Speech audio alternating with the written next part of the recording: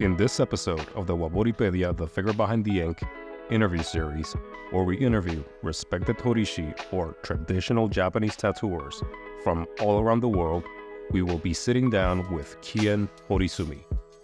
Kian Horisumi is an Australian-based Horishi and one of the most prominent Tebori practitioners in the island.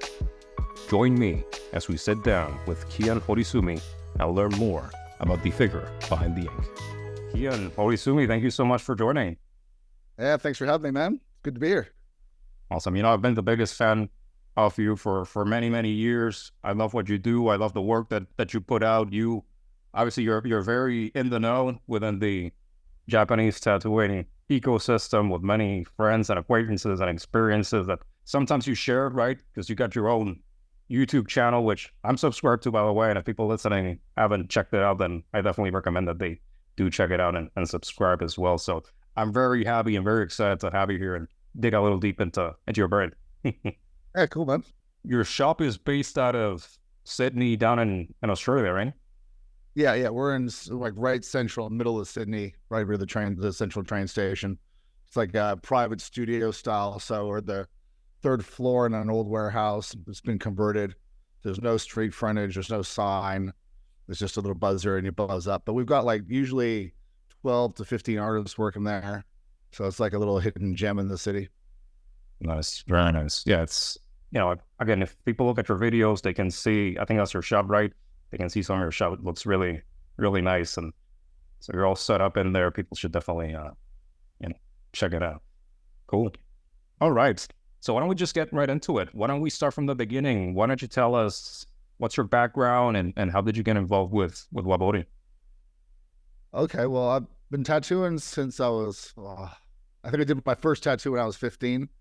My dad had some Navy tattoos, and as a little boy, I was kind of obsessed with his tattoos. So I used to draw tattoos on myself and on my friends with markers and get in all sorts of trouble. Then I learned that you could do your own tattoos with ink and a needle. So I did some of that. Luckily, the ink I used wasn't permanent. It was like ink from a big pen, which just kind of disappeared in the skin after a while.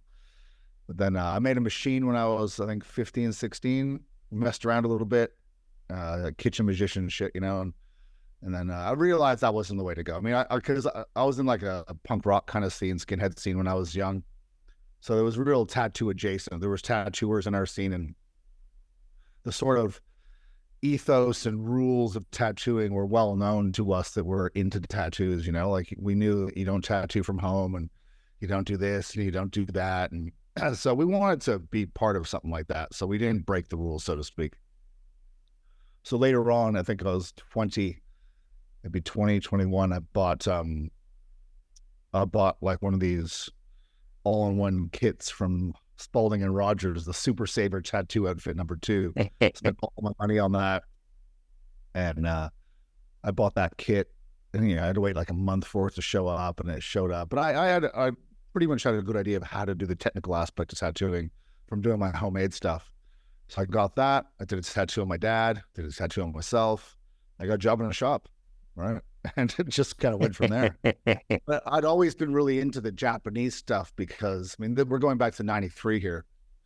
It just seemed like the coolest kind of mysterious kind of tattooing. Because a lot of, Western tattooing kind of drips down from Asian culture, like the dragon and the geisha head and this kind of stuff. It's like a follow on from traditional Japanese. So, I was trying to look up that waterfall to see where this came from, and trying to buy books and stuff was hard in the early 90s. It was just, obviously there's no Amazon and stuff. So you had to like go find a niche artistic bookshop and maybe get a book on ukiyo-e and stuff. So it was difficult, but it was, and it's still today, I still think Japanese tattooing is the pinnacle and the apex of tattooing. I think because you never master it and you never know everything. And there's always something to learn and always something to humble you. Well, that's awesome. So, that's good context for people to know your upbringings, if you will, within the tattoo scene. But then obviously, if people check you out on Instagram or maybe watch some of your older videos or go to your website or whatever, they get a sense that you've been around in Japan, obviously, and you've met all these different masters. So just curious, how did you get in? There was an interest. How did you get involved with the whole Japanese tattooing scene? I think, well, with Horikazu, Asakusa Horikazu and Sanja, I just went and watched. And my friend Marco Pratt out of the Netherlands, he knew them. So I was messaging with him, and I was trying to find out where to hang out and where to go during the Sanja Matsuri. And then he invited me, and then I met some of the dudes there. But so that was one aspect, was sort of ingratiating myself in that scene and getting to know those dudes and acting right and being quiet, and then coming back year after year. And eventually, now they gave you my own coat with the stuff on it, and I go every year now, participate in that. With Horikashi, I mean, like, I went and visited Horiyoshi years ago because I got my name from Horiyoshi 3. And so I visited him. I got tattooed by him. My wife got tattooed by him. My friend Megu from Japan, he took me and introduced me a few times, and I got tattooed by Horitoshi in like the early 2000s. So I've been going to Japan for a long time, and I knew a lot of different people, and just sort of getting tattooed by them and hanging out and having friends of friends that were friends with them and stuff. With Horikashi, I met Horikashi through Horihide, the original Horihide from Gifu. I went and bought some paintings off him, and then he took me to Horikashi's dojo, and Horikashi's paintings were incredible. This is before anyone knew who Horikashi was. And then it became fast friends and hit it off, and he came to my shop and work in Sydney, and then I'd come and hang out in Japan with him, and then I learned how to do Tebori from him. It was just a funny story. Just woke up one morning really hungover, thought, oh, maybe I should do Tebori. I'll ask Horikashi if he'll teach me. And he said, yeah. And then from then on, like literally the next day, I just jumped in. So it's, I think it's just traveling and just knowing from people and just trying to just keep my mouth shut and just trying to be cool with everybody. Right. So yeah, look, it's the love of Japan. I love Japan. I love everything about it. I love the culture, the honor, the obligations, the ritual of everything, the camaraderie between people. And I'm still learning the etiquette and stuff. Sometimes it's hard. I made some mistakes early on, which I corrected. But I mean, that's part of it as well, right? You can easily be, canceled from a group for doing one or two things incorrect. So it's a big part of Japanese culture, being in Japan, hanging out with Japanese people, is to really fucking pay attention to the etiquette and that kind of thing, So. Well, that's awesome. I mean, you got a history there that many people would be envious of, right? Tattooing and being, interacting with Horiyoshi. You mentioned Horitoshi as well, another legendary tattooer. Gifu Horihide, obviously pinnacle of traditional Japanese tattooing, and then of course Horikashi, who you have a friendship in there going on, right? With well, he's here right now. Yeah, exactly. He's sweeping other. These are his paintings here. He had a cancellation, and so he took some old boards out of my hay shed and just he's doing these prolific, huge paintings on them, right? So Horikashi's cool, man. We've been friends for a while now. He's a really down to earth, cool dude. That's awesome. And then so for the Tebori, you just, I don't know, what prompted you to want to do Tebori? Man, I bought years ago. Horiyoshi 3 was selling these Tebori kits, right? So it was like a jig, 500 needles, and a Tebori stick. No instructions, right? And being into Japanese tattooing, been doing only Japanese now for nearly 20 years. Hey. This was early, I think 2010 or so he had these, or maybe 2008. And so I bought this setup, and I had no fucking idea what I was doing. Didn't know how the needles were supposed to go. Didn't know the technique. Didn't know anything. So I fucked around with it a bit. Failed miserably. Put it in the drawer. So I've always had an interest in it. There was another guy that was selling sort of little kits where you'd use, standard pre-made magnums, which was bullshit, which didn't work. And so without being taught and taken under someone's wing, Tebori is next to fucking impossible. I watch these guys online that have a go at it, you know, and they're using fucking magnums and they're taping shit to fucking chopsticks and drumsticks and shit.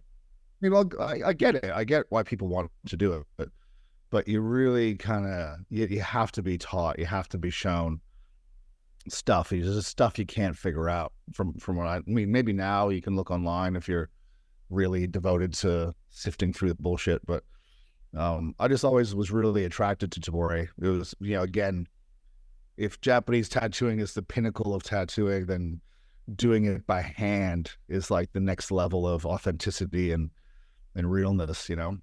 And it's also the next level of being a craftsman. Like, I like making my own stuff. I mean, I make all my own inks. I generally make most of my needles. I make my own Tebori sticks. I fuck with my own machines and stuff. And I was talking to Mike Dorsey about this a while ago when I interviewed him, because he's kind of he's way next level past me. I mean, he makes fucking everything stuff. He's obsessed, right? And we were talking about, he got into oil painting just as a side hobby, you know, oil painting. He's like, yeah, man, next thing I know, I'm mixing my own fucking oil paints and I'm making my own fucking brushes from hog's hair. And I'm a little bit the same, you know? So when I got into Tebori, it was this whole like other thing I could sink my teeth into. I bought a lathe and a mill. I'm making my own jigs. I'm making my own tools. I'm ordering special needles from Japan, you know? So it was just another thing to sink my teeth into. And again, Tebori is like another thing that I don't think you ever fully master. You know, I mean, I'm doing Tebori now for, I want to say 5 years, maybe 6 years now. And I just kind of now feeling like I'm getting you know, comfortable with it. You know what I mean? I think another 10 years, I'll be kind of where I'm at. Okay. So it's that constant being able to grow and master stuff, which is, you know, enticing as well, right?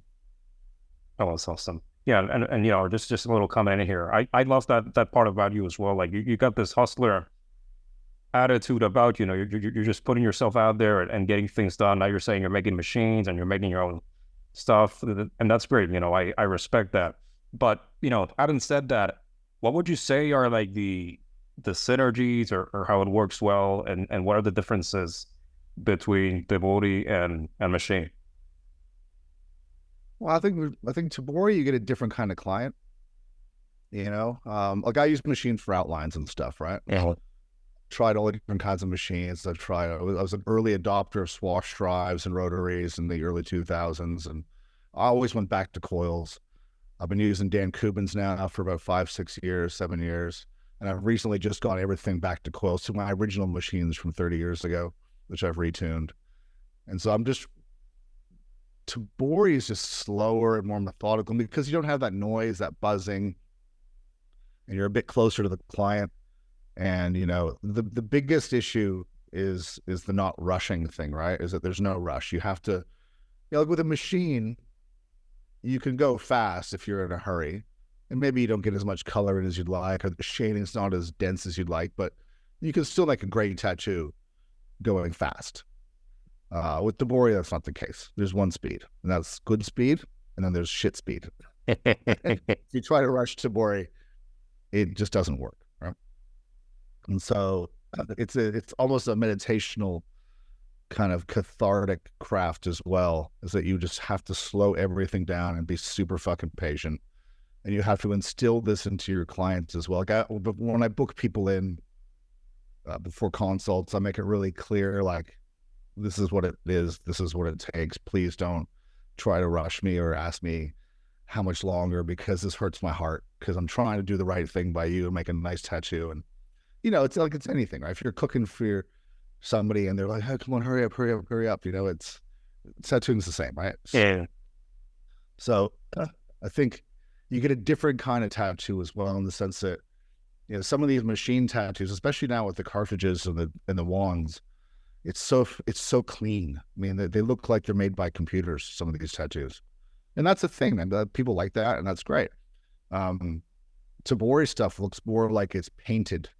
You know, it's a little rawer, a little rougher, or just texture to it sometimes, you know, and I like that thing of it, that you know, when you get it, it looks like a raw oil painting, and then over the years it starts to settle, and because you get so much more pigment in the skin. I mean, people ask, that's the number one question I get asked is, you know, what's the difference, right? How much, you know, does the color last longer? And it's not so much that the you know, color lasts longer, it's that you're getting massive amounts more pigment in the skin. Because if you think a machine, you know, you got a magnum that's poking in, right? And these are very fine needles. And so you're poking these holes and the ink's getting sucked into those holes. With Tebori needles, which are almost twice the diameter of a machine needle, you're doing that. So you're poking a hole and then you're lifting, and the ink is getting pushed into these gaping holes. And so you're getting massive amounts of pigment being put under the skin, not just in the skin. So when you get a swath of color that looks like, when it's healed, and some of my clients, you touch them because it looks like it's painted on the skin. It's that dense, right? And so I enjoy that part of it as well. That you're creating something totally different than anyone else, right? So there's all sorts of, there's the spiritual stuff, the craftsman stuff, and then there's the end result, which is a totally different beast to most tattoos, right? Does that answer your question? No, that's awesome. That's awesome. You know, I think that, you know, I obviously go around the internet and communities, and one of the questions that I see the most are, you know, what are the differences of Tebori versus machine? It's exactly what you talked about, right? The color, how long it lasts, and stuff like that. And so I like to ask this question and get many different takes so that people get a better idea from the people that really know, right? As such as yourself, onto what's really real, for lack of a better word. So, okay, that's cool. Yeah, I mean, like just to follow on to that, you know, it also matters what ink you use, right? I mean, like I said, I make all my own pigments from scratch, and that's a big part of it. So even when I did machine work, if you look at my early machine stuff from prior to 6-7 years ago, I used, you know, I made my own magnum needles as well with a thicker needle.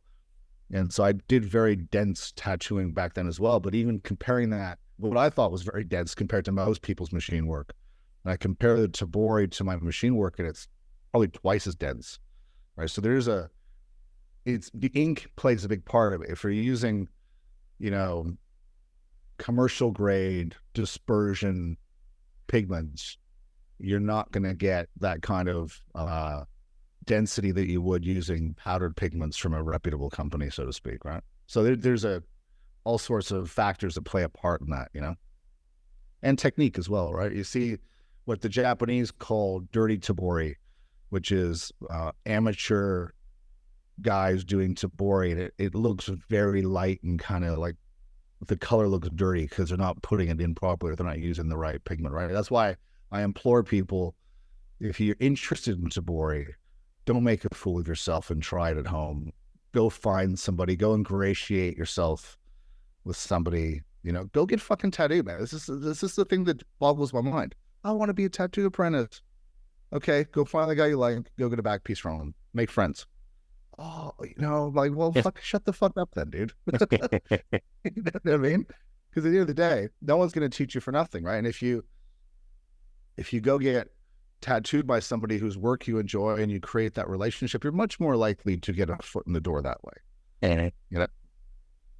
No, that's great. No, and that's great that you bring it up, the pigments and the standard inks, so to speak, right? And it's very cool that you do that, right? Because, like you said, there's some differences in the way that the pigments appear, you know, in the end result, and I think also bringing that authenticity to the craft, right? So I don't know if there's anything else if you want to dive a little bit deeper into that whole thing of the pigments versus the standard commercial inks, but I think that's another hot topic that people really wonder about. Well, people are very curious about making ink. I get asked all the time. The problem is now the two companies that were selling powdered pigments no longer sell them, right? So I stockpiled years ago powders, but like National Tattoo Supply was pretty much the main outlet for being able to buy a pound or 2 pounds or a kilogram of powdered pigment, which you can't do anymore. They've gone out of business. So now it's much more difficult, right? You have to, yeah, because you can only buy in bulk from overseas, from China or India or Switzerland. You know, you're talking 25 kilo bags, and no one wants a 25 kilo bag. right? So if there's anyone out there in the pigment supply business, buying ink and putting it into 1 pound bags and selling it would be a good thing. I mean, look, there's two different. I share a little bit of my knowledge on this. I come from an era of secrecy, right? And people get upset with me about this because there's two different ways to look at it. I come from an era where you used to put, sticky tape over your ink bottles, sticky tape over all your supplies in the shop so people wouldn't steal your stuff, right? And all the videos I posted, I used to cover everything. And now, I mean, and that mentality is a little bit like a scarcity mentality, right? And now that I'm older, I'm going to be 53 this year, and I'm trying to open up a little bit. It's hard for me, right? I want to help people, but I want to help people that want to want to die. You know what I mean? So if you want to make pigment, there's a way to go about it. You just have to put the work in, right? People just seem to want stuff handed to them, and nothing handed to me. I had to work for it, right? But pigment itself is obviously the number one. It's the only thing of a tattoo that remains in your skin. So you'd think it's a focal point. Like if you're creating good food, right? I always use food as an analogy. If your ingredients that you're cooking with aren't good, doesn't matter how good of a chef you are, your food's not going to be optimal, right? Yeah. So, that's a big part of the pigment. If you're buying the cheapest pigment or the easiest, and that's the problem with these dispersion inks, is they're the easiest inks to tattoo with because they're watery and they're pre-mixed at the chemical company, right? So there's no powders in them. They're very, very liquid. And so with a machine with fine needles, all these guys that do the color realism stuff, where you're getting these insane blends, from blue to purple to red to orange with no seam, that's these kind of inks. The problem with those inks is the easier they go in the skin, the easier the body breaks them down, right? So you see these beautiful color realism tattoos that after a year or two, the body's eaten a lot of it, and you get this kind of faded sort of tattoo. Whereas with powdered pigments, they're fucking hard, man. You got these giant pigment particles that you have to massage into the skin. Even with the big Tebori needles, you got to massage these inks in the skin. But once they're in there, they're not going anywhere, right? If you look at my photos, those aren't touched up I'm not adding saturation in Photoshop, and I'm not messing with them with the levels. I mean, I do a little bit of contrast and a black background, but that's it. If you see my stuff in real life, it looks like that, right? And that's the important part. Is my focus is that when the tattoo is done and it's healed, and it looks good for life. That's my end result. That's what matters to me, right? And I think more people need to pay attention to that, right? Not just the Instagram photo, right? Yeah. No, that's awesome. That's really, really cool. And like Kian Horisumi here said, right? He just look at his photos and you'll know. And if you have a chance to either, I don't know, pass by his shop, or maybe he's in some convention or whatever, and you get a chance to pass by, right, and look at his works in person. But then also thinking about the older Horishi, the older masters, right? You look at their works and you look at that ink that it looks so thick and so good many years afterwards. You see this old man with tattoos, but the tattoos still look fantastic, right? That's the pigments and technique at play. So, okay. Yeah, that's exactly right. I mean, I go to Sanja and I see these bodysuits that are 50 years old, and the black is black and the colors, I mean, some colors disappear a little bit, but I mean, for the most part, these tattoos are rich and dense, right? Real simple, beautiful blocks of color, that's what matters, right? Yeah. Awesome. I had another question for you further down, but I'm going to bring it up right now because I think it's relevant. And that is that I talk with a lot of people, Horishi and enthusiasts and collectors. And something that I keep hearing about, especially recently, last week I was talking to somebody, is, hey, Kian really helped me with this, whether it's, whatever questions. I don't want to bring up the specific topics, but it seems that you're very supportive of people who are willing to put in the work and learn more about the craft. And I don't know if you can share what drives you to share and support people. Well, I love tattooing, right? And I mean, look, as a tattooer, it's a lonely life, right? I own a shop. I got, like I said, 10 to 15 artists at any point in time, but none of them do what I do. And artists come and go. But individual craftsmen, people that are committed to the path, I want to see people do well if they're trying. You know what I mean? So if I see someone trying and they're sending me, photos, hey, 6 months from now, I'll send you some more, and I see improvement and stuff, I'm like, that's fucking awesome, dude. I will totally help you, You know what I mean? It's the people that, you know, that just want everything handed to them. I don't really have time for that, right? Because I struggled and I sacrificed my whole life to get where I am. So people that are doing the same thing, I'm happy to give them a leg up, because I had a bit of a leg up. I had some people I mentored under, and they helped me and made big improvements in my thing. So I like giving back to that. And I have apprentices now that are, you know, in their third, fourth year in my shop, and I tell them everything. I help them with everything, you know. And my one apprentice, Bonsai, he's going to do Tebori. So once he reaches 5 years of being a normal tattooer, then he'll go on to the next phase, kind of thing. You know what I mean? So I like helping people that are trying to help themselves, you know? Mm-hmm. No, that makes sense. And that's awesome. Because again, you made a reference to the old school mentality, let's just call it that way, where everything is kept secret. I think in parts of the world that's still true, right? They still maintain that secrecy. Absolutely. So I agree with that too. I mean, like the guys in Japan that have helped me, again, you know, it's little dribs and drabs, right? Yeah. They give a little bit and they see how you do with it. You know what I mean? Like the last thing I want to do is teach somebody how to make a Tebori needle, and then next fucking minute, Kingpin Tattoo Supply is selling pre-made Tebori needles. Yeah. Do you know what I mean? So I give a little bit to somebody and I see what they do with it. If they're not trying to sell it or they're not trying to exploit it, and that's the biggest fear, right? Is, you know, I would probably do more if I had access to people that were 100% ethical and moral and were using it for themselves.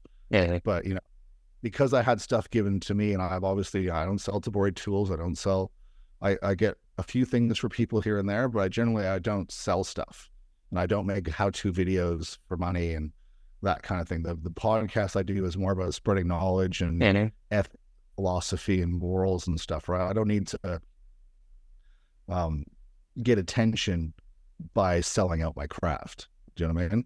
Yeah. So that's kind of how I look at it, right? I mean, it's the secrecy was more just to keep things pure. And we see now in the tattoo world, when the biggest funnel, and I talk about this all the time, the biggest funnel to tattooing prior to 2000 was making needles. If you did not know how to make a tattoo needle, you could not tattoo. That was just it. And you had to be taught. So you had to go through an apprenticeship where somebody had to help you, right? So you had all the people wanted to tattoo that couldn't tattoo, and you had tattoo shops. You learned how to make a needle, because every needle you had to make for yourself. No one's making needles for you. Remember, I'm talking about regular liner needles and magnums. And then when China started selling pre-made needles, and everybody could just buy pre-made needles and sort of fuck around and figure it out, that's what made tattooing explode. And that's why we have it now, right? And so Tebori is the sort of last frontier where you know how to make a fucking needle, you're not doing Tebori, right? And I want to keep it that way, right? Because the last thing you want is all sorts of shit everywhere, right? Yeah. You know? No, 100% agree with that. And for the reasons that you just mentioned, I did just want to pull out that, you know, many people appreciate you sharing that knowledge. I think it's invaluable. I think I opened by saying that I've been watching your stuff for many years, even your YouTube videos, right? And I find them extremely educational. So do many other people. So we really appreciate that. And I just wanted to call that out. But having said that, actually, in a related topic, what can you tell us about your, what's called the Horisumi family? Are you building up a Horisumi Ichimon, or what can you share about that? Yeah, sure, man. I mean, like, I've had a lot of false starts, right? I've had, you know, probably 10, maybe 15 false start apprentices, you know, because it's, I don't know, man. Like, I used to be a lot more of a hard ass when I started. I'm a little softer now because I'm older, you know, and I learned from my mistakes. And I came up in a very hard environment, you know, and so I always try to, you know, I like to see what people are made of, right? You test people out a little bit, you fuck with them a little bit of hazing, nothing terrible, but just to see what people are like, right? You know, and some people cop it, and some people just, yeah, run away, and that's fine. It's not for everybody. I like to think of my my apprentice philosophy as kind of firm but fair, you know, like I'll ride you and I'll make life hard for you. But then you know, I took several of my apprentices I've taken to Japan, all expenses paid, meet Horiyoshi, come to Sanjo Matsuri, visit the temples, you know, and that part of the stuff doesn't get relate in the story of my hard asses. It's just that, oh, he made me do this or he made me do that, you know. And so I'm trying to create an Ichimon of serious people. But, you know, in this day and age, a lot of these young people, you know, don't have that hunger and that was prevalent. Because, you know, when I grew up, nothing was guaranteed in life, right? You know, there was obviously no social media, no internet, and you just had to make your way in the world any way you could, right? And now I think, you know, because there's so much tattoo stuff online, it creates a different headspace in a lot of people. You know what I mean? That there's so many options. It's like, you know, if you look at it in relation to the dating world, like Tinder and these hookup apps. When I was a kid, if you wanted to meet a girl, you had to go to the bar and you had to have a drink and talk to her. And then, you know, you'd like a girl and maybe hook up with her. And, you know, if things got rocky, you tried to fix it. You tried to develop a relationship. Whereas now, you know, everyone just goes, nah, fuck that person, back on Tinder and swipe, right? And it's like, I think it's like that with apprentices too, and everything, because there's so much accessibility that no one just sticks with one person. You know what I mean? You know, and you know, it's very common here in Australia. You know, you see one person apprentice under this guy, and then he goes to that shop, and he goes to that shop, and yeah, I mean, and that stuff. You know, I don't like that stuff, right? So. Got two guys now, they're great, and I've got a young girl. Like I run an intern program first, right? So I'll have someone intern at the shop for like 3 to 6 months just to see what they're like, do cleaning and helping and stuff. But if they've got the right thing, then I take them on as an apprentice, and then it's the slow build. Like these days, you can buy equipment online. You can learn how to tattoo on YouTube if you just want to be an ordinary run-of-the-mill tattooer. It's not difficult, but that's not what I'm looking for. You know, I'm looking like to build a tattoo family of dedicated craftsmen that want to be part of something bigger than themselves, right? And so that's more of the struggles these days, right? But that's the goal, right? That's definitely the goal. Awesome. No, that's great. And you know, like you mentioned, I think that's exactly right. You know, we're inundated nowadays with so much information, with so many options that I think most people in everywhere and everything, right?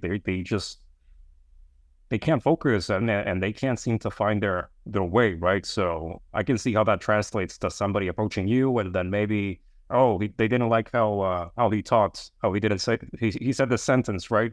And so I'm out of here, right? And you're smiling, so you probably have had a couple of those, right? So yeah, well, I get people that come in. I get people that come in, like, oh, I'm into it, and then do the 5 years, I'm dedicated to you, and then 2 weeks they clean toilets and folding paper towels and getting lunches. Are like, oh man, you know, it's too hard. Like, this is life, dude. Not gonna get any easier, right?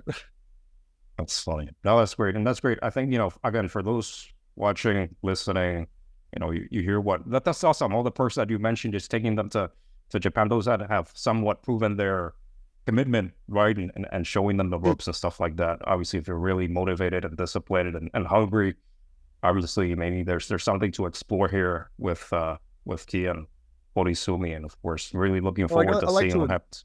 I like to inspire them as well. You know, like I want to, you know, people that I believed in, you know, I would take them and go, okay, well, let's go meet the masters, right? See what you're working towards, right? That kind of thing, you know what I mean? But again, some of the younger people, this mentality is lost, you know?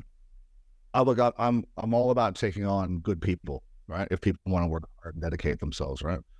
The problem is, you know, you get people that are a little too young. Like I generally look for 18 to 25-year-olds. People that are a little too young aren't focused enough, and people that are a little bit too old have bills to pay.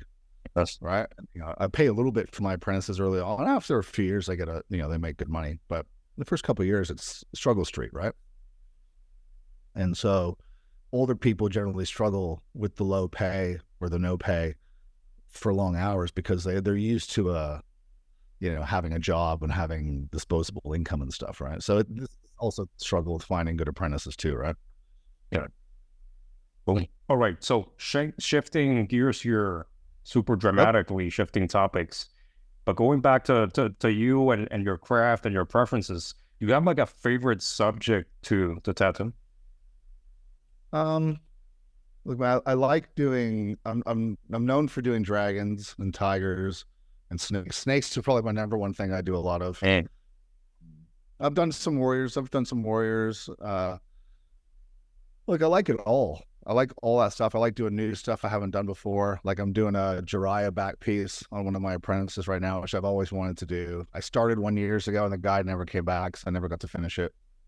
I like doing all the stuff from the Suikoden, these stories, just all that stuff. I try to stay really within the scope of traditional Japanese tattoo. I don't, people go, oh, I want like a fucking wolf, or I want to add something that's non-Japanese. And I stay away from that, because if I'm going to spend 100 or 150 hours doing back piece, I really want to believe while I'm doing it and feel good that this is going to be a masterpiece. And if you've added something that's non-Japanese to it, then it doesn't bring me fire, if you know what I mean, right?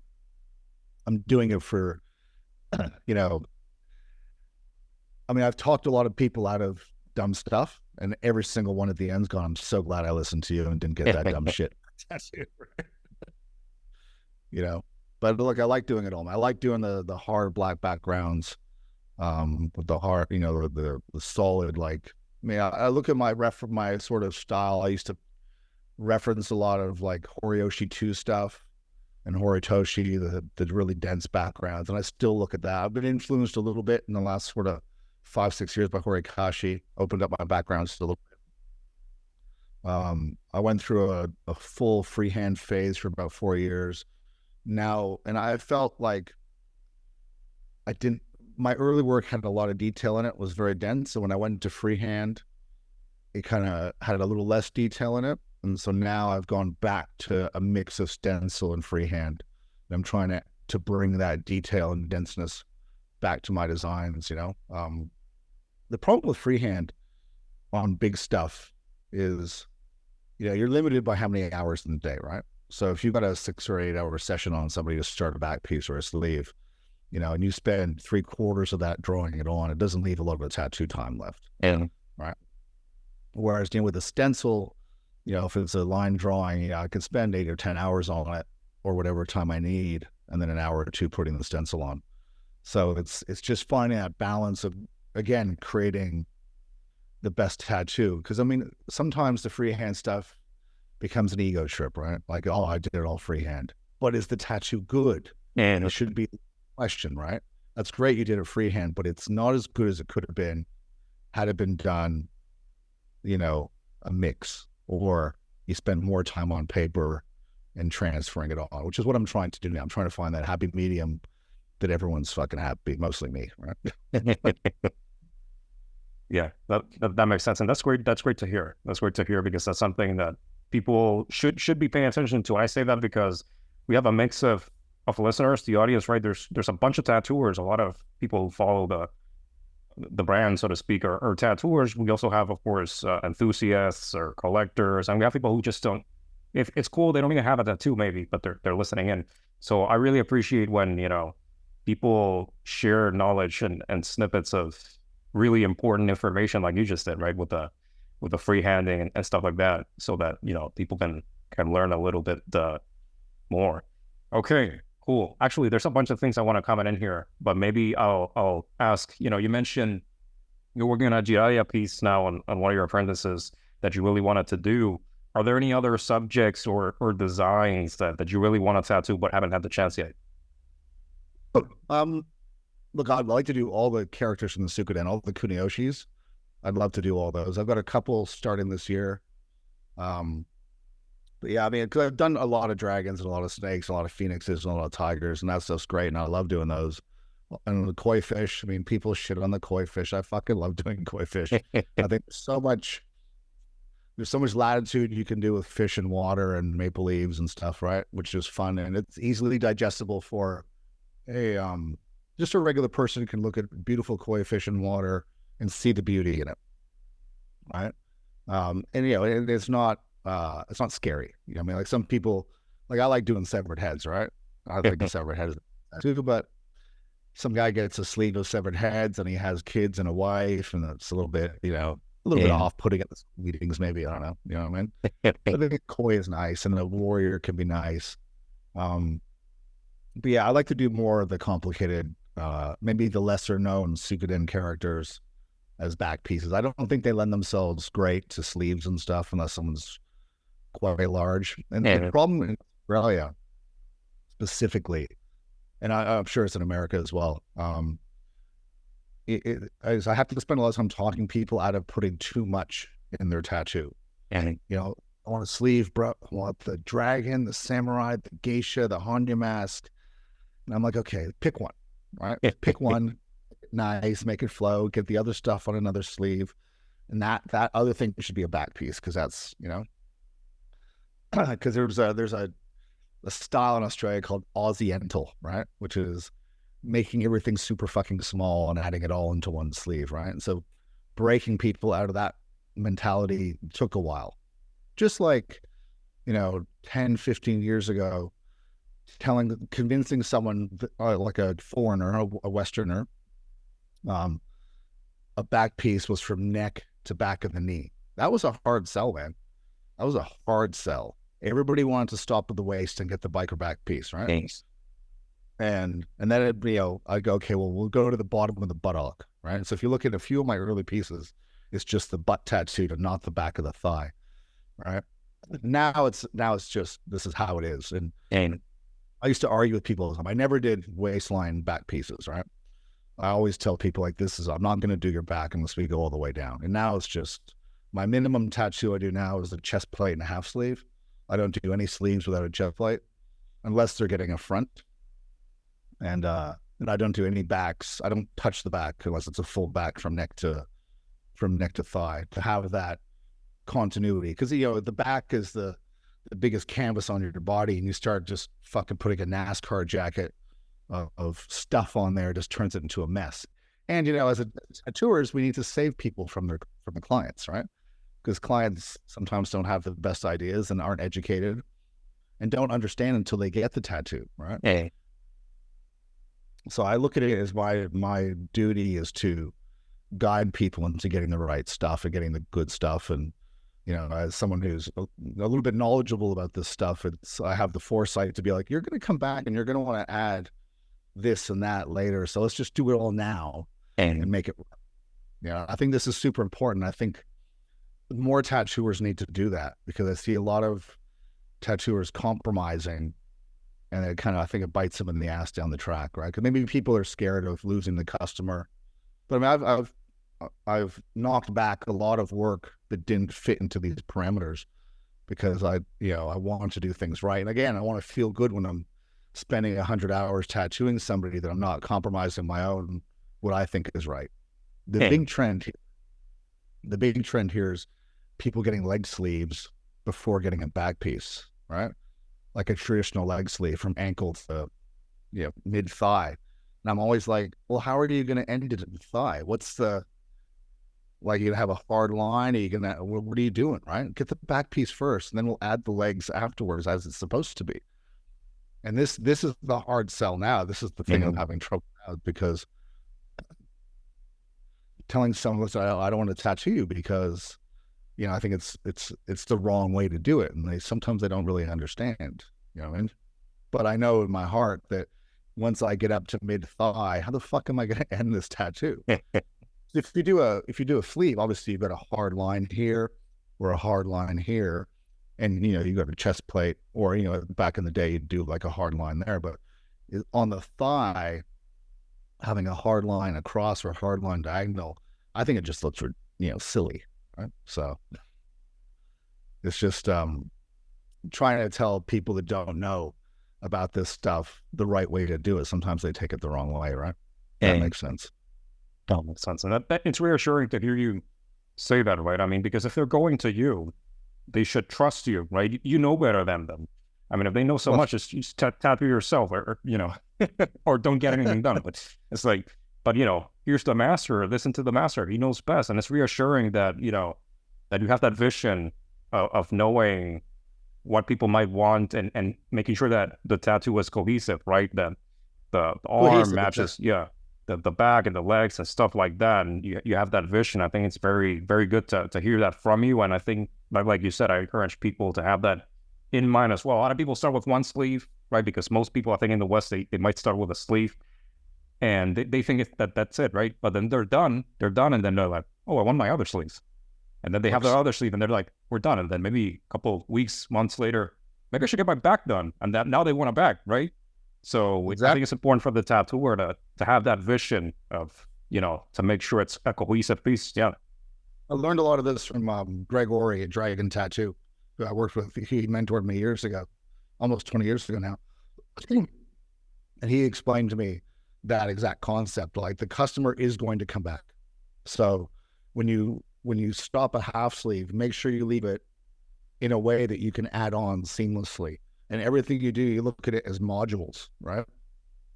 So they easily can be extended, right? And that's a really important factor, and I think that's where some people need to spend more time with the clients explaining this to them, right?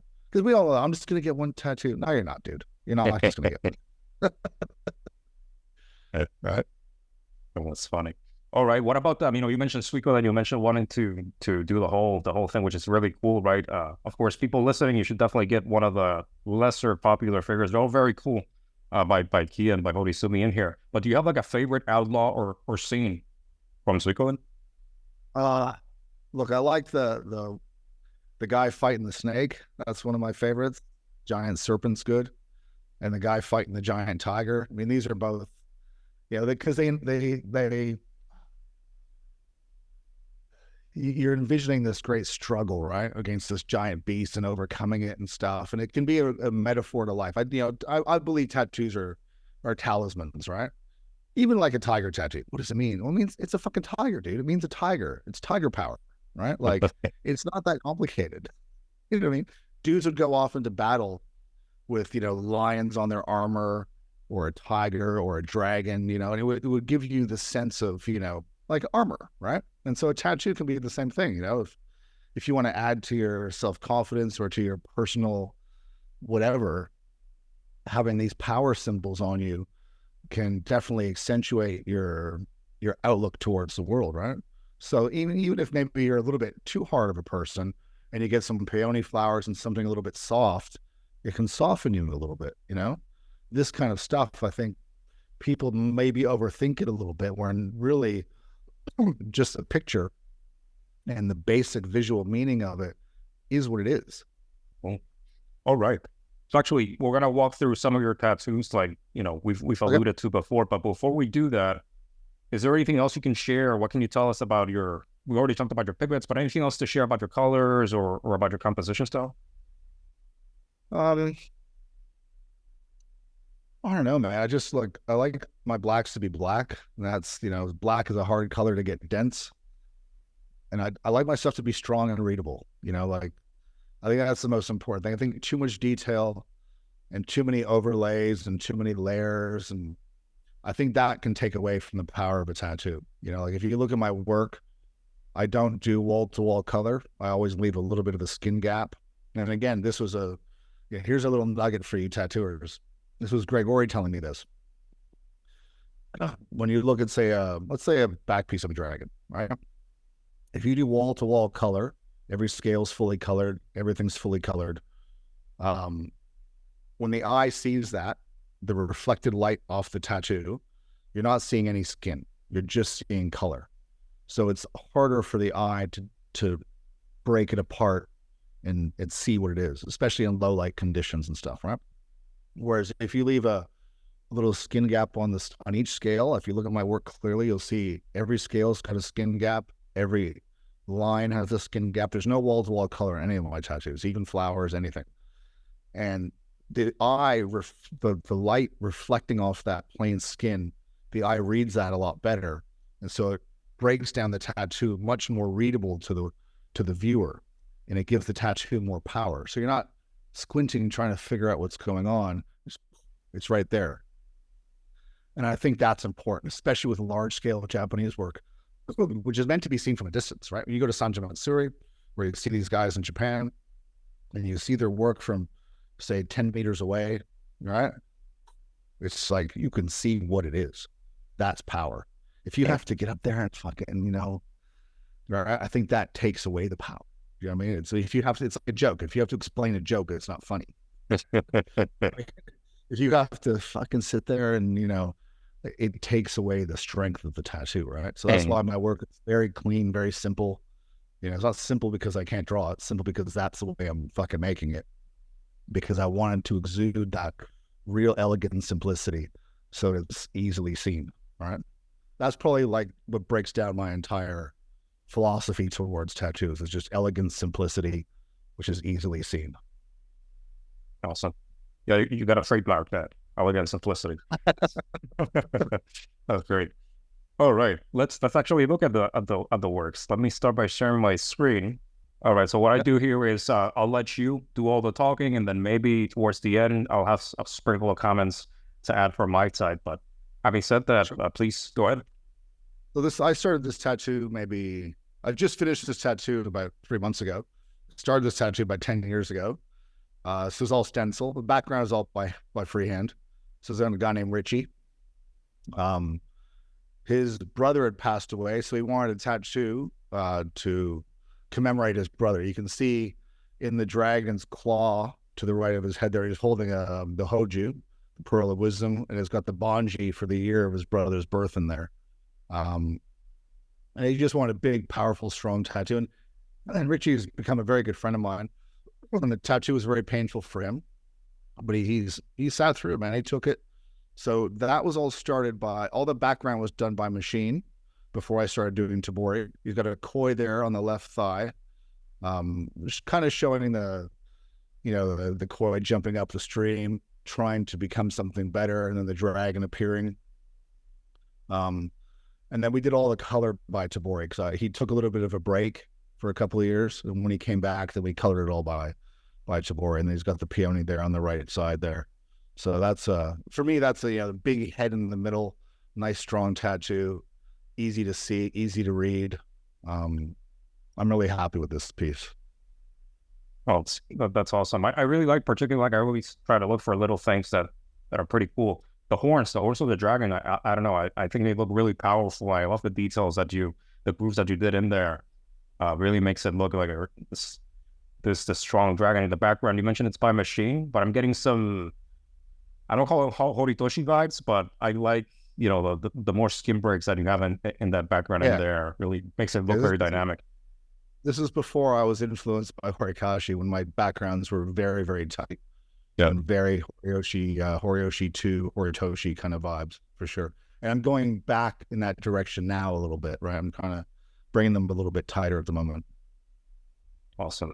This is fantastic. For those listening, Kian just mentioned it, right? Very powerful dragon into the Hoju with the peony and the orange carp in there. Very readable, like you were saying, very readable back piece of work in here. I'm sure you can stand from very far away and still tell, okay, that's a very powerful dragon in there. You got a koi, you got a pea in it. And it looks fantastic from a distance, I'm sure. All right. Thanks. Awesome. All right, let's look at the next picture in here. Now, this is on my friend Andrew. He's since had 2 sleeves done. So this is before his 2 sleeves been put on. So this was stencil, but everything done by Tebori. So outlined by machine, but background and everything, all the color done by Tebori. This was early on when I first started doing Tebori. And just, again, nice and simple, nice and clean, very readable. The face is dead center in the back. So, and then just some peonies to fill up that bottom part. Because being tigers, shishi, this kind of thing generally get paired with peonies because they're a powerful, simple flower, and they go well with strong beasts. Yeah, this is one of those Suikoden pieces. You were mentioning about fighting snakes and fighting tigers, and here we have a perfect example of that. Yeah. I love the patterns that you have there on the clothing. I'm a sucker for patterns, so I think it was really awesome work. Yeah, green on green, just to break it up a little bit, just so it wasn't just too much of the same in one spot, Yeah.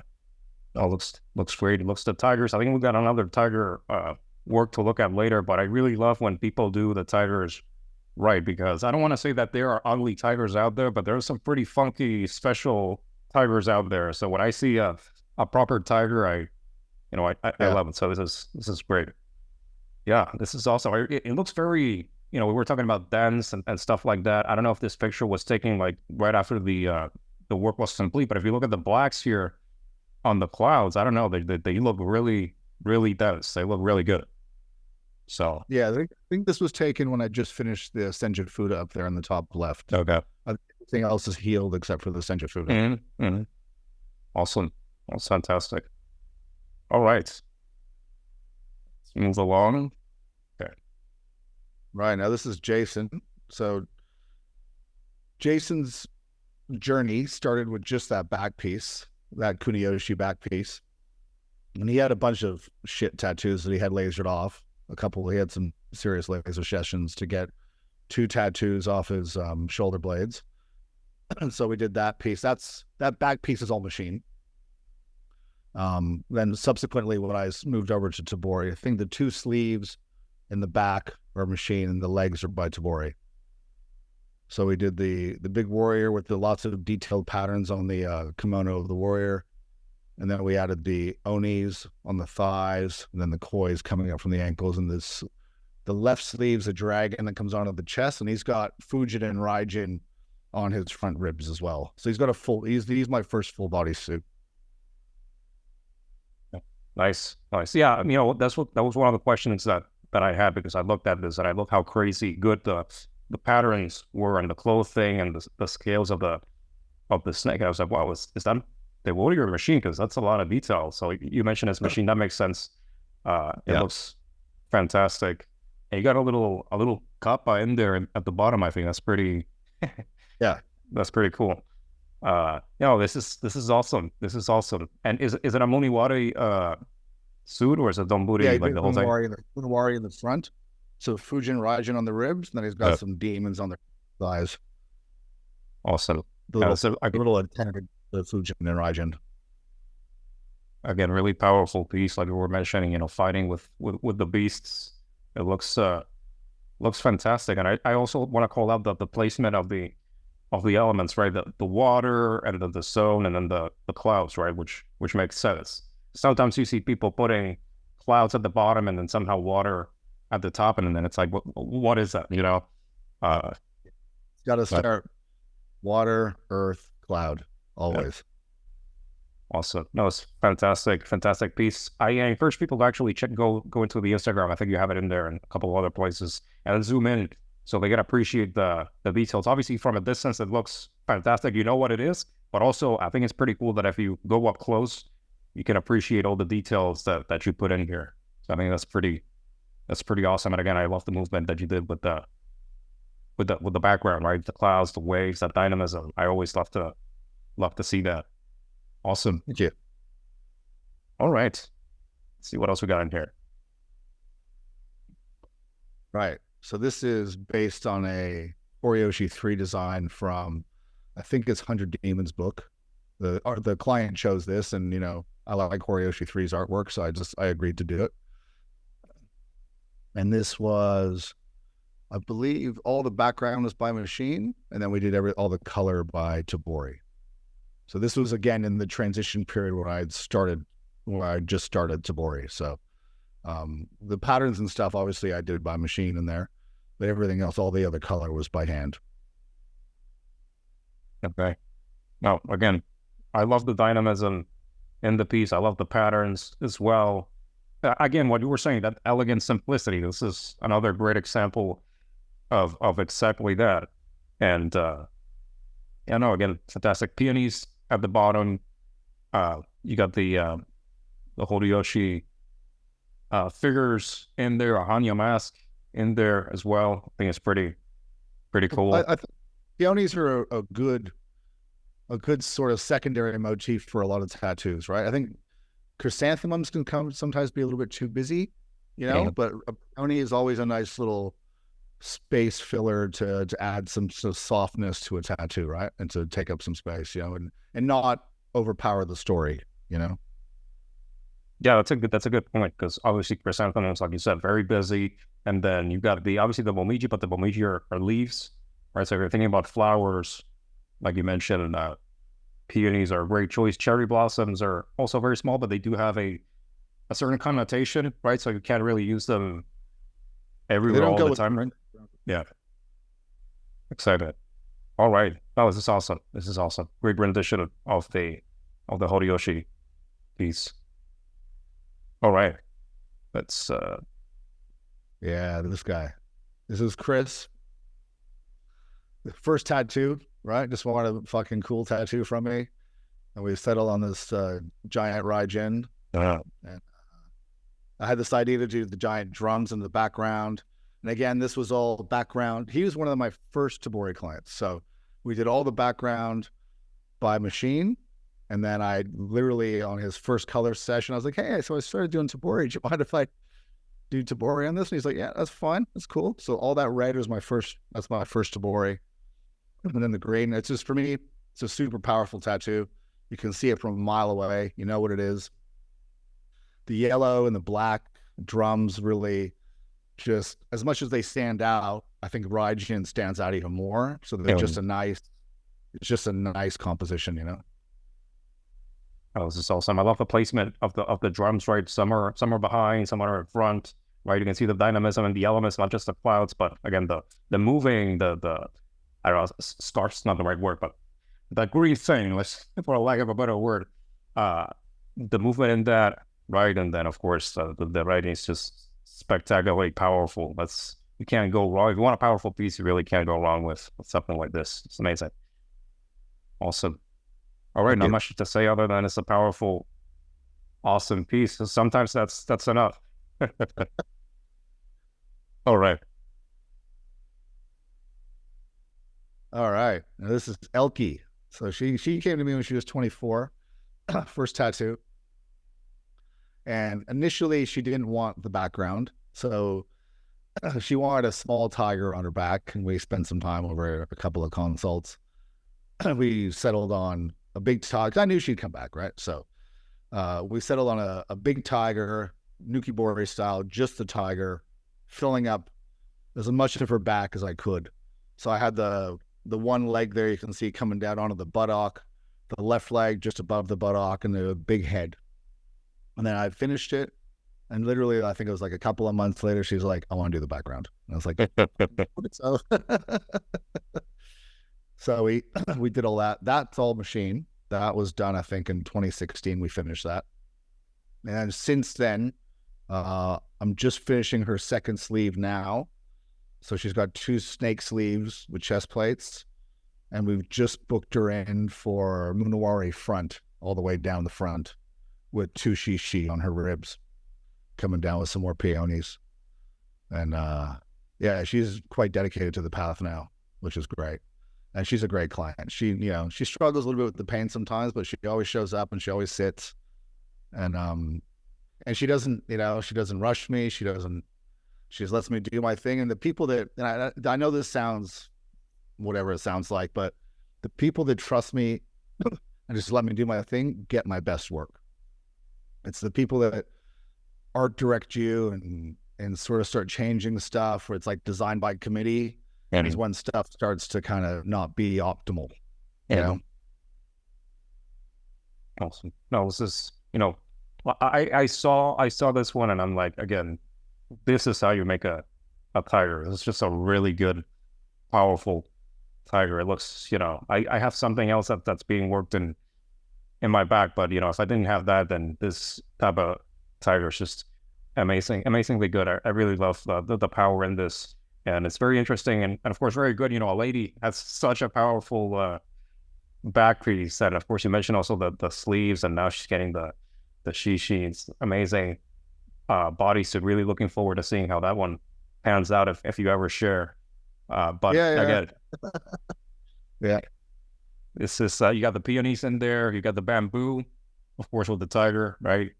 And yeah, no, this is like in that nice tight black background, real tight and dense, which is what I like. Yeah, it pops out. I love you're really obviously very good with the color selection, right? To make sure that things really pop where they should. So this is a really good example of that. Very good work. Awesome. Yeah, I'm gonna have to check out your Instagram again and see if I can find some pictures of her other stuff. I don't know if you've shared it already, but I haven't posted her sleeves yet. I'm finishing her other sleeve, I think, in a couple of weeks. okay. So once both her sleeves done, I'll post that. Awesome. All right. I think this was the last of the pictures. So let me stop sharing in here. Go back to the main man over here. All right. I think how many questions we have? I think about 2 or 3. So we've gotten glimpses into your answer to this question, but I'm curious, what have been some of your biggest influences in your tattooing career and your style? Biggest influences, I think, well, I left, so I'm from Canada originally, from Toronto. And I started tattooing in Toronto, and I traveled around Canada a little bit. And look, back in the 90s, the Canadian tattoo scene, I think, was very immature. And like, I don't know what it's like now. I left Canada 22 years ago, so I don't want to, I'm not shitting on anybody, but it just was a very, the attitude towards tattoos was very cartoony and silly, and it wasn't a serious tattoo culture. So I left Canada and I went to Europe, moved to Spain. And, Spain, again, at the time in the early 2000s was kind of the same. People weren't getting large scale work, getting a lot of tribal and stuff. And I worked in a few street shops there. And then I went to Ibiza, the magical island, and I met a guy named Neil Ahern, who had a shop there called Incadelic. And he was the first real serious tattooer I'd ever met, right? And I realized I was doing everything fucking wrong, right? And so he took the time to show me how to make needles right and about preparing drawings. Because, I mean, in Canada, I had no mentors. Right? I worked for an old biker named Crazy Ace, real famous biker back in the day, and it was street shop stuff. So he taught me the street shop hustle and machine stuff and how to make a good tattoo for a street shop. But there was no custom tattooing that I had any contact with in Canada. So meeting this guy, Neil, in Incadelic was my first real contact with, like, okay, here's a real custom tattooer, good needles, all the stuff, right? And so that really blew my mind, right? So with that knowledge, I went and I did guest spots in like Norway and Denmark and Holland, and I sort of came to Australia, and I worked for Trevor McStay in Melbourne, who was very famous at the time. And working with these big name dudes, really changed my whole attitude towards tattooing. And then I went and worked for Henning Jorgensen in Denmark, in Helsingør. And again, big name dude with a massive body of work. And working with these guys really sort of inspired me to want to be on that level and dedicate myself. And I saw the dedication they put into tattooing. And that's I think the importance of the mentor-mentee relationship is so like if you don't have a father figure in the home, you don't know how to be a man. And if you don't have a mentor who's achieved something, it's harder to aspire to that thing without a role model.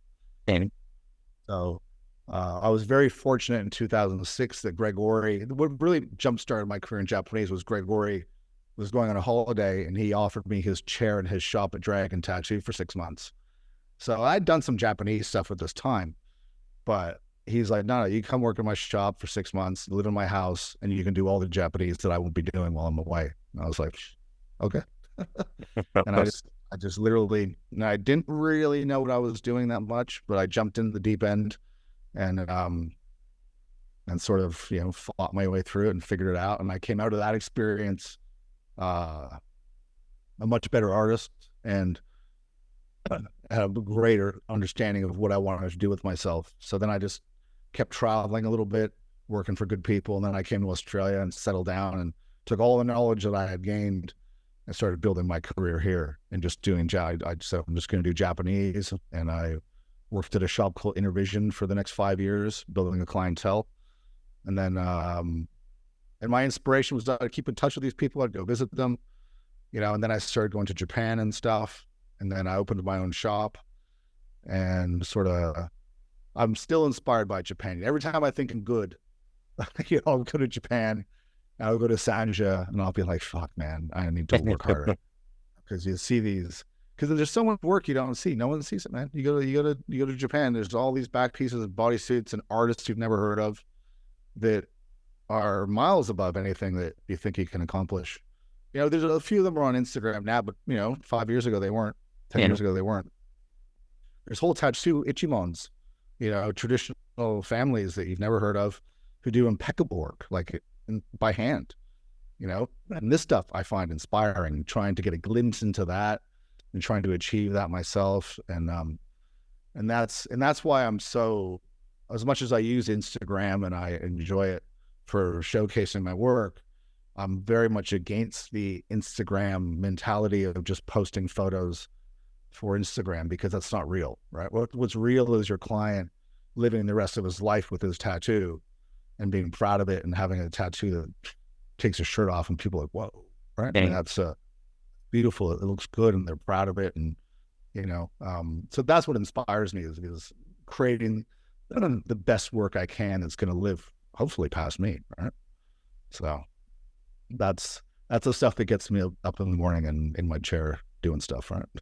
Like my podcast is mostly therapy for me, right? Like I talk, I interview some people, but a lot of it's just me to camera, talking about where I'm at in my head with stuff.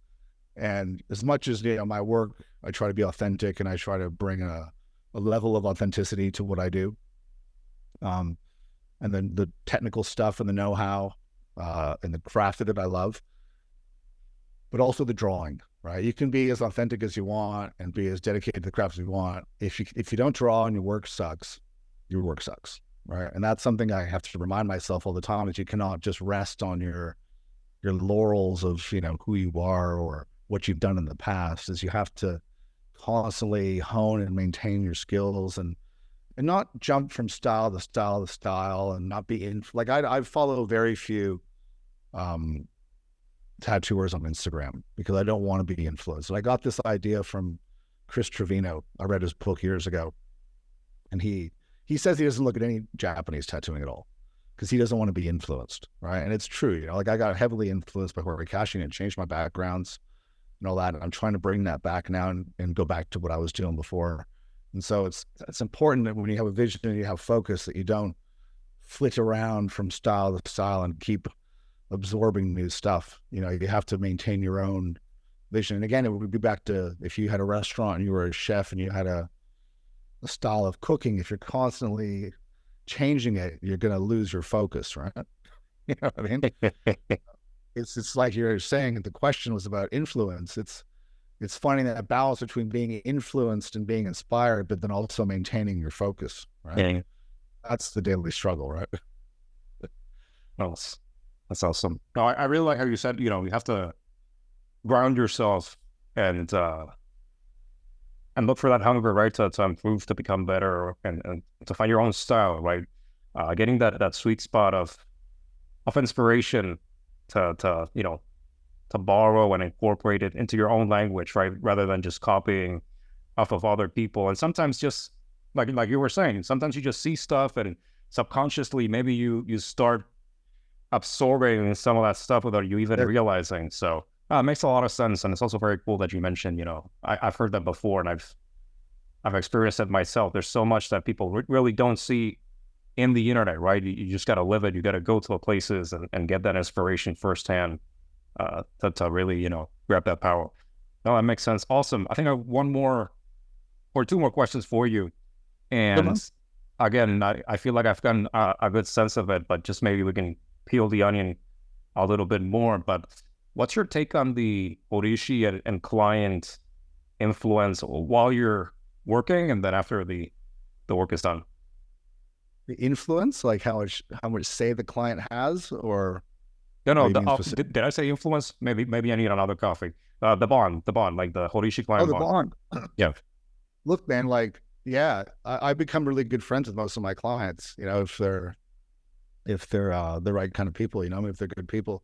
I generally, at my consults, I'm friendly, but I can be a little bit standoffish because I want to develop what we're tattooing before I start saying yes to stuff. Right? Yeah. And I think again, I see it in other artists is they're too friendly and they're too willing to be people pleasers, and they end up doing stuff they know isn't the right way to do it. Right. So like my wife, as an example, was a client, and we had 3 consults before I agreed to tattoo her, because her ideas, needed some honing. And in the end, it worked out. It's important, I think, once you've got that idea and everything's cool, then I'm super friendly with everybody. And I create a really good bond with my clients. I look at them as, I don't know, like friends. I want them to get the best tattoo possible. And usually I stay friends with them afterwards. It's a very few people spend those kind of hours. Like if you do a back piece that's 100 hours or 150, and then some sleeves, and those are a couple hundred hours of really face-to-face. And most people don't spend that kind of time with anybody in their lives who's not like a sibling or a lover. And even then, how often do you spend 8 hours face-to-face with your wife, right? You know what I mean? So it's definitely an interesting relationship, right? I think there has to be a mutual respect back and forth as well. But I've got quite strong bonds with a lot of my clients.